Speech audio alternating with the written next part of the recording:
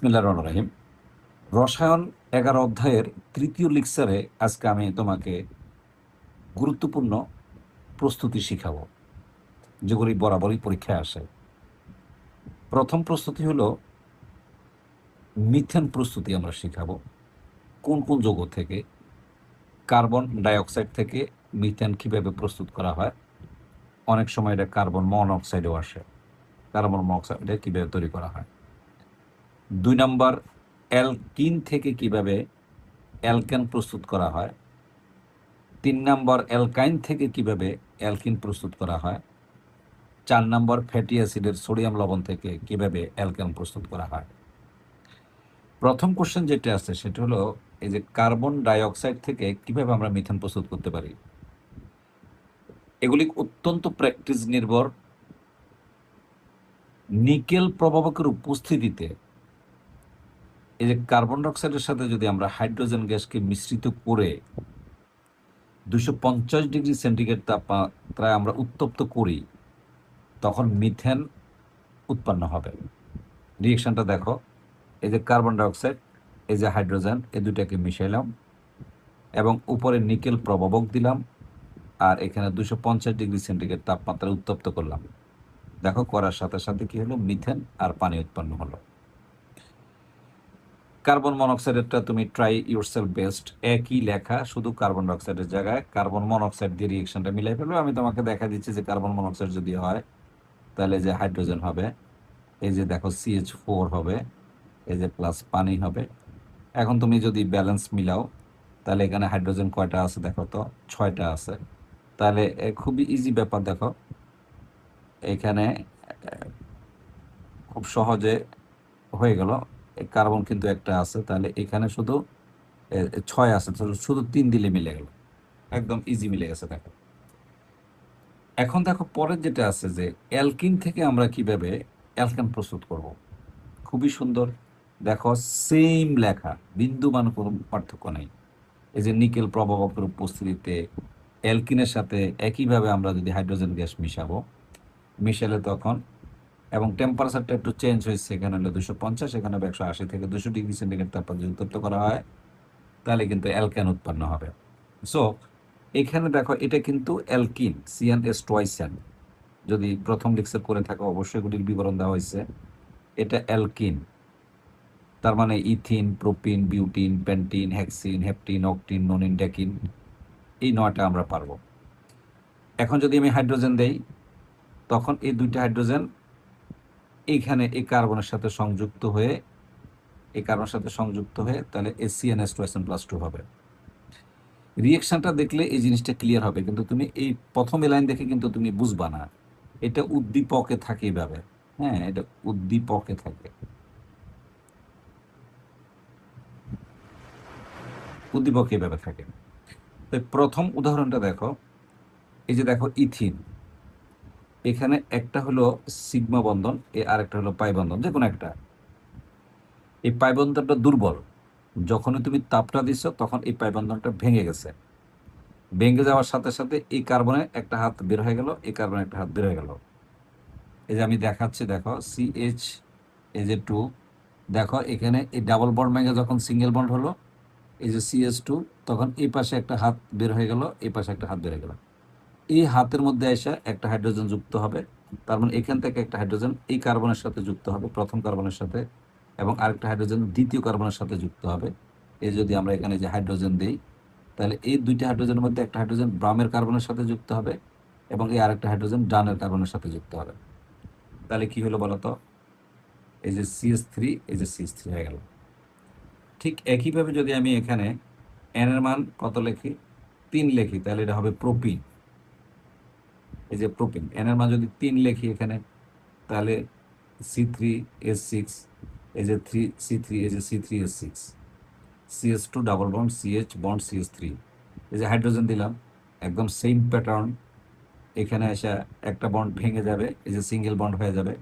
Single bond হলেই এখানের hydrogen একটা বামের কার্বনের সাথে যাবে, আর একটা ডানের কার্বনের সাথে সংযুক্ত হয়ে যাবে। Very simple. যদি আমি N এর মান এখানে 4 বলি, তাহলে ডেফিনেটলি এখানে আসবে এটা butene, CH3 double bond, CH bond, CH2 bond, CH3, এরপরে H2 দিলাম, এবং সব একই জিনিস, নিকেল প্রভাবকের 200 ডিগ্রি সেন্টিগ্রেড তাপমাত্রায়, 180 থেকে 200 ডিগ্রি সেন্টিগ্রেড তাপমাত্রায়। তো এই যে এখানে সেম, এখানে দেখো এই যে এখানে ডাবল বন্ড ছিল, দেখো এই যে সিঙ্গেল বন্ড হয়ে গেল। এখানে এসে যেহেতু ডাবল বন্ড ছিল সিঙ্গেল বন্ড হলো, তাহলে এখানে এসে এই হাইড্রোজেনের মধ্যে একটা হাইড্রোজেন এই বামের কার্বনে ঢুকবে এবং আরেকটা হাইড্রোজেন ডানের কার্বনে ঢুকলে আমার কি হয়ে গেল, অ্যালকেন হয়ে গেল, অর্থাৎ বিউটেন হয়ে গেল। তাহলে বিউটিন থেকে বিউটেন উৎপন্ন করলাম, ইথিন থেকে ইথেন উৎপন্ন করলাম, এই ইথিন থেকে ইথেন উৎপন্ন করলাম, এবং প্রোপিন থেকে প্রোমেন উৎপন্ন করলাম। এগুলো অ্যালকাইন থেকে একদম, এটা ফটোকপি। জাস্ট এখানে এই একটা করে এক অণু করে হাইড্রোজেন লাগছে, যেহেতু এখানে ট্রিপল বন্ড থাকবে। এই যে দেখো এখানে এই যে ট্রিপল বন্ড, অ্যালকাইন মানে তো ট্রিপল বন্ড, এই যে দেখো ট্রিপল বন্ড আছে, তাহলে এখানে দুইটা পাই বন্ধন থাকবে, একটা সিগমা বন্ধন থাকবে, তাহলে একটা বন্ধন থাকবে, সিগমাটা থেকে যাবে, সিগমা কখনো ভাঙে না, এই সিগমাটা থেকে গেল, তাহলে আমার আর দুইটা পাই বন্ধন থাকলো, ভাঙলো। তাহলে এখানে যদি দুইটা পাই বন্ধন ভাঙে, তাহলে এখান থেকে দুইটা হাইড্রোজেন এই বামের কার্বনের সাথে যুক্ত হবে, আর বাকি দুইটা হাইড্রোজেন এই ডানের কার্বনের সাথে যুক্ত হবে। দেখো এই যে ইথাইন থেকে ইথেন, এ দেখো প্রোপাইন থেকে প্রোপেন। এভাবে তুমি এই 4 নম্বরটা, অর্থাৎ এখানে আমি তো তোমাকে এন এর মান কত 2 আর 3 দিয়ে শিখালাম, তুমি বাসায় আরো এন এর মান 3 4 5 6 দিয়ে এভাবে, এগুলি সিরিজ, একটা পারলে কিন্তু বাকিগুলি তুমি খুব সহজে পারবে। যদি না পারো অবশ্যই কমেন্টস করবে। এই ক্লাসগুলো ইউটিউবেও পাবে, ইউটিউবেও আরও পাবা, মানে আমি পোস্ট করবো। এর আগে আমরা বিশেষ করে তোমাকে খুব ক্লিয়ার করে দিচ্ছি আমি। আর কারো কোনো যদি এই নোটের দরকার হয়, তাহলে তুমি ইনবক্স করবে, অথবা কমেন্টস তো অবশ্যই করতে হবে, ইনবক্স করলে আমি চেষ্টা করব। এবার আসো পরেরটা যেটা আছে, সেটা হলো অ্যালকিন প্রস্তুতি এবং অ্যালকাইন প্রস্তুতি। এটা ইম্পর্টেন্ট কোশ্চেন, এবং আমরা বোর্ড পরীক্ষা বরাবরই এটা দেখতে পাই। নিম্নলিখিত যৌগগুলো থেকে অ্যালকিন প্রস্তুতি সমীকরণ সহ লেখো। দেখো এই অ্যালডিহাইড থেকে কিভাবে প্রস্তুত করা যায়, ইথানল, ক্যালসিয়াম কার্বাইড থেকে কিভাবে ইথানল প্রস্তুত করা যায়। এখন এখানে দেখো খুব সহজ জিনিস, অ্যালকাইল হ্যালাইড থেকে আমরা কিভাবে অ্যালকিন প্রস্তুত করব। আবার অ্যালকিন প্রস্তুত করতে পারলে অ্যালকিন থেকে আমি অ্যালকেনে যেতে পারবো, কিছুক্ষণ আগে আমরা যে ফর্মুলাগুলো শিখে আসলাম। তো দেখো অ্যালকাইন, এই যে অ্যালকাইল হ্যালাইড, এটাকে বলা হয় halogen, fluorine, chlorine, bromine, iodine. আর এটা হলো অ্যালকাইল মূলক, যেটা আমরা লেকচার 2-তে দেখাইছি। তাহলে এটা অ্যালকাইল হ্যালাইড। এর সাথে যদি আমরা ধাতব সোডিয়ামের বিক্রিয়া দেই, এই যে জলীয় দ্রবণের বিক্রিয়া দেই, দেওয়ার সাথে সাথে আমার কি হয়ে যাবে, এই যে ইথিন অর্থাৎ অ্যালকিন উৎপন্ন হয়ে যাবে। দেখো এটা হলো, যেহেতু এখানে C2টা আছে, তাহলে এটা হলো ইথাইল ক্লোরাইড। এই যে দেখো এখানে সোডিয়াম হাইড্রোক্সাইড দিলাম, তখন কি হয়ে যাবে দেখো খুব সহজ, এখান থেকে একটা ডাবল বন্ড চলে যাবে, অর্থাৎ এখান থেকে একটা হাইড্রোজেন বের হয়ে যাবে। এই যে এখান থেকে একটা হাইড্রোজেন বের হবে, আর এই কার্বন থেকে এই ক্লোরিনটা বের হবে। খেয়াল করো, এই কার্বন থেকে ক্লোরিনটা বের হবে, এই কার্বন থেকে ক্লোরিনটা বের হবে, আর এই কার্বন থেকে একটা হাইড্রোজেন বের হবে। তাহলে যদি দুজন থেকে একটা হাইড্রোজেন বের হলো আর একটা ক্লোরিন বের হলো, তাহলে এখানে আবার ডাবল বন্ড চলে আসবে, যেহেতু দুজনেরই একটা বন্ড এখন খালি হয়ে গেল, এই খালি বন্ডটা মাঝখানে চলে আসবে, দেখো ডাবল বন্ড হয়ে গেল। যে ক্লোরিনটা বের হলো সেটা এসে সোডিয়ামের সাথে যুক্ত হয়ে সোডিয়াম ক্লোরাইড তৈরি করলো, আর যে হাইড্রোজেনটা বের হলো সেটা হাইড্রোক্সাইডের সাথে যুক্ত হয়ে দেখো পানি তৈরি করলো। খুব ভেরি সিম্পল, তবে প্র্যাকটিস করতে হবে। 100% সঠিক, তোমাকে প্র্যাকটিস করা লাগবে, প্র্যাকটিস না করলে তুমি পারবে না। এরপরে যেটা আছে দেখো, আমরা ইথানল থেকে কিভাবে ইথিন প্রস্তুত করতে পারি। এটা খুব ইম্পর্টেন্ট, এটা খুব সহজ, পানি শোষণ করে নিলে হবে। এই দেখো এই যে ইথানল, আমরা যদি সালফিউরিক অ্যাসিড দেই, নিশ্চয়ই তোমাদের মনে আছে 10ম অধ্যায়ে আমরা পড়েছিলাম সালফিউরিক অ্যাসিড একটি নিরোধক পদার্থ, কারণ সালফিউরিক অ্যাসিড এর ভিতর থেকে পানি বের করে নেবে। দেখো কিভাবে পানি বের করবে, এই যে দেখো এই যে 2 নম্বর কার্বন যেটা আছে সেখানের সাথে ওএসটা আছে, তাহলে এই ওএসটা বের হবে।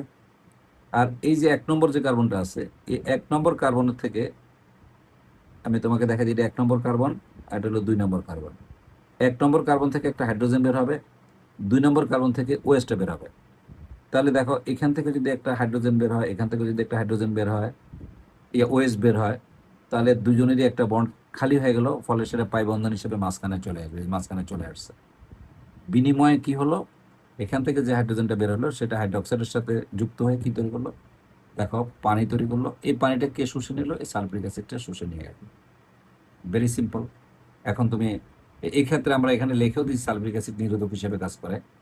এখন অতিরিক্তভাবে তুমি এই বাসায় লাল এটা আমি করে দিছি। এখন এরকমভাবে তুমি অনেকগুলো করতে পারবা, যেমন এটা আমি বলছি ইথানল, তাহলে এটা হলো প্রোপানল, এরপরে তুমি বিউটানল, পেন্টানল, হেক্সানল দিয়ে তুমি করতে পারো।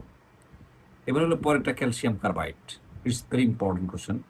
ক্যালসিয়াম কার্বাইডটা আমরা ফল পাকাতে ব্যবহার করি, যদিও এটা ভালো না, তারপর অসৎ ব্যবসায়ীরা তা করে থাকে, না করাই ভালো। এখন দেখো, সেটা হলো এই ক্যালসিয়াম কার্বাইডটা হলো CaC2। এটার সাথে যখন পানি দিবে, নর্মাল পানি মিশাইলেই হবে, এ দেখো অ্যাসিটিলিন গ্যাস উৎপন্ন হয়ে যাবে, অর্থাৎ ইথাইন। এটার অপর নাম অ্যাসিটিলিন, আর ইন্টারন্যাশনাল নাম হলো ইথাইন, কিন্তু আমরা এটা ল্যাটিন নাম বলে থাকি অ্যাসিটিলিন। এই যে ক্যালসিয়াম হাইড্রোক্সাইড উৎপন্ন হয়, এটাকে আমি আটটু ডেসক্রিপশন করে দিচ্ছি। দেখো এখানে কয়টা কার্বন আছে, এই যে 2টা কার্বন আছে, আর ক্যালসিয়ামের যোজনী 2, দেখো 2টা হাত দিয়ে ধরলো। আর পানি অবশ্যই কিভাবে, H আর OH এবং 2 অণু পানি আছে, এই যে 2টা OH আছে আর 2টা H আছে, যেহেতু আমি পাশে এখানে একটা ব্র্যাকেট দিয়ে গেলে পুরো, এই যে এটা হয়ে গেল 2 অণু। তো ভালো কথা, এখানে যে ক্যালসিয়ামটা আছে, ক্যালসিয়াম হাইড্রোক্সাইডকে অক্সাইডকে পছন্দ করে, তাহলে হাইড্রোক্সাইড কয়টা আছে, 2টা, দেখা যায় যে ক্যালসিয়াম হাইড্রোক্সাইড হয়ে গেল। তো বিনিময়ে এসে এখানে 2টা হাইড্রোজেন হয়ে গেল, একটা হাইড্রোজেন যেহেতু এখানে এটা বের হয়ে গেল, তাহলে এই বন্ডটা কিন্তু খালি হয়ে গেল, এখান থেকে চলে আসবে, তখন এই হাইড্রোজেনটা এসে এখানে যুক্ত হবে আর এখানে যুক্ত হবে, যুক্ত হয়ে দেখো এই যে অ্যাসিটিলিন তৈরি করে ফেলো। নিশ্চয়ই তুমি ক্লাসটা বুঝতে পারছো, যেহেতু রিয়েকশন, এটাকে বড় করা যাবে না, মানে অনেকগুলো একসাথে দেওয়া যাবে না, বাল্ক দেওয়া যাবে না, অর্থাৎ অনেক বেশি দেওয়া যাবে না, এতে তোমার সমস্যা হতে পারে। তোমার ব্রেনের উপর ভিত্তি করে যাচাই করে আমি ব্যক্তিগতভাবে মনে করি যে আজকে এই পর্যন্ত রাখাটাই বেটার হবে। তুমি এটাকে বারবার প্র্যাকটিস করবে, বারবার প্র্যাকটিস করবে, কোনো সমস্যা হলেই কমেন্টস করবে, আমি অবশ্যই তোমার কমেন্টসের উত্তর দেব। ভালো থাকবে, অনেক ধন্যবাদ।